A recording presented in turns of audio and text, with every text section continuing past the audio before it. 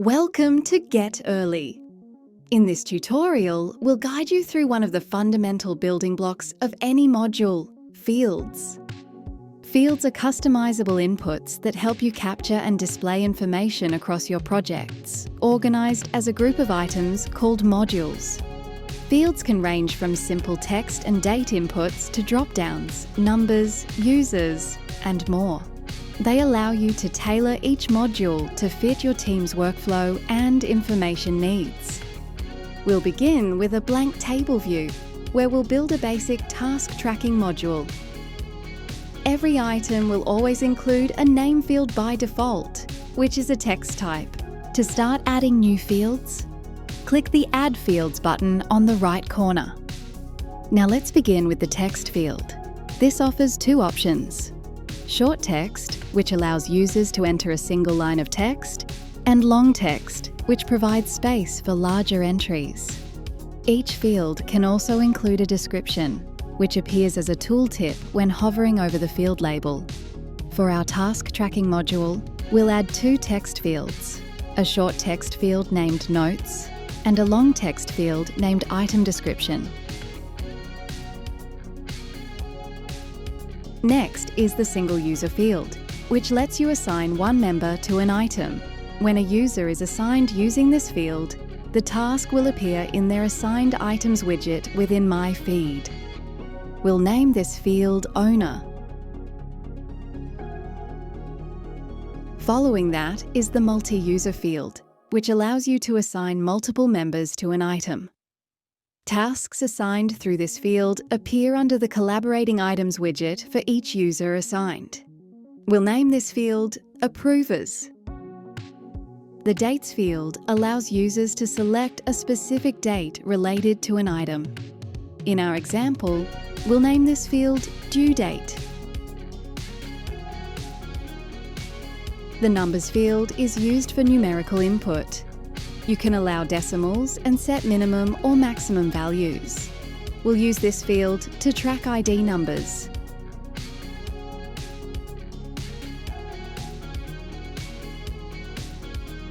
Next is the Currency field, which enables users to input dollar amounts.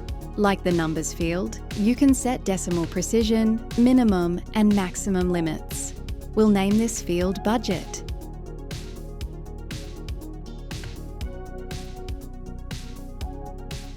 The drop-down field provides a clickable menu with a list of options.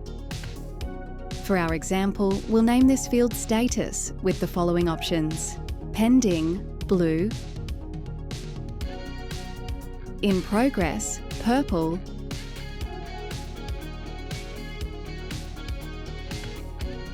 blocked, red; and done, green.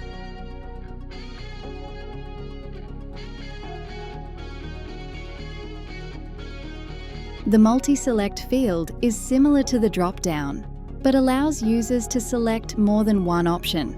For our example, we'll call this field Approval Status, with options: Not Set, grey; Approver 1, blue; Approver 2, red; Approver 3, amber; and Approved by all green.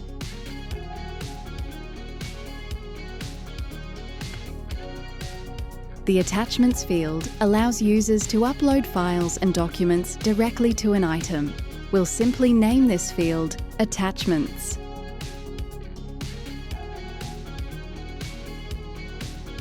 The Percentage field lets users input a percentage value. You can allow decimals and set a minimum and maximum range. We'll name this field Task Percent for tracking task completion.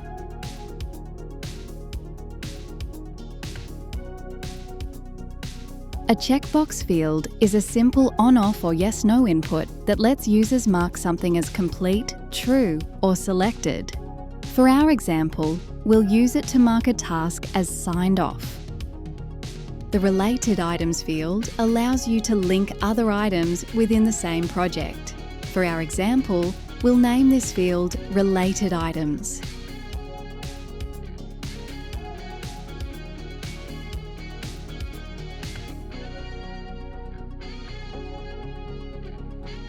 Now let's look at the Resources field, a special field linked to the Global Resources page.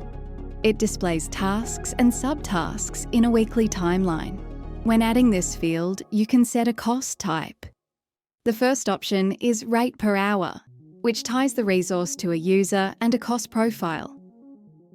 To learn more about creating a cost profile, check out our resource tutorial. The second option is Fixed Cost, for resources with a flat rate regardless of time spent. In the Rate per Hour option, once you've selected a resource and a cost profile tied to that resource, you can assign dates for when the resource will be used. For each date, enter forecasted and actual hours. Totals are calculated automatically. For example, if you forecast 7 hours and spend 6 on day 1 and repeat the same for day 2, the total will show 14 forecasted and 12 actual hours, with a 2-hour variance remaining. These values are visible as a schedule in the Global Resource view and the Project Resource schedule. They are also displayed as a table view in the Module Resource view. If actual hours exceed the forecast, the indicator turns red. If equal or less, it stays green. You can also unlink dates and manually enter totals by clicking the link icon. Or you can choose not to use dates and instead enter only the total forecast and actual hours. Simply click the unlink icon to enable manual input of the total value.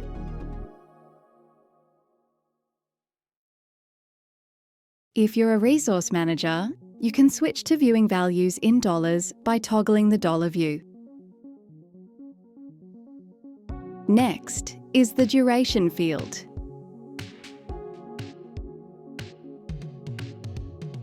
Which includes start date, end date, and total working days. For example, selecting July 28th as the start date will auto-suggest the same date for the end, making it a default 1-day duration. If you change the end date to July 31st, you can choose to either update the start date or extend the duration to 4 working days.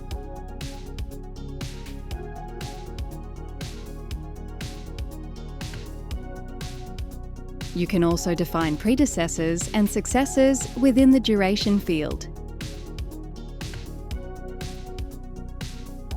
Creating dependencies between tasks. If one task's duration changes, related tasks automatically shift, creating a domino effect. For example, increasing a task's duration by 1 day pushes its successor back by 1 day. The Checklist field allows users to create multiple lists with checklist items they can tick off as tasks are completed. It also features a visual completion bar. Finally, we have subtasks. This field comes with built-in duration and resource fields, so you can track time and responsibility in more detail. For more details, check out our Subtasks field user guide. You can only add one of each of the following fields per module: Duration, Resources, Checklist, and Subtasks. However, all other field types can be added as many times as needed.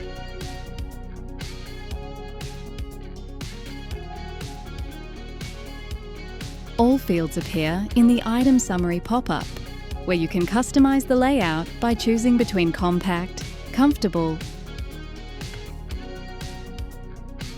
or stacked views. Field values can only be edited from the Item Summary pop-up.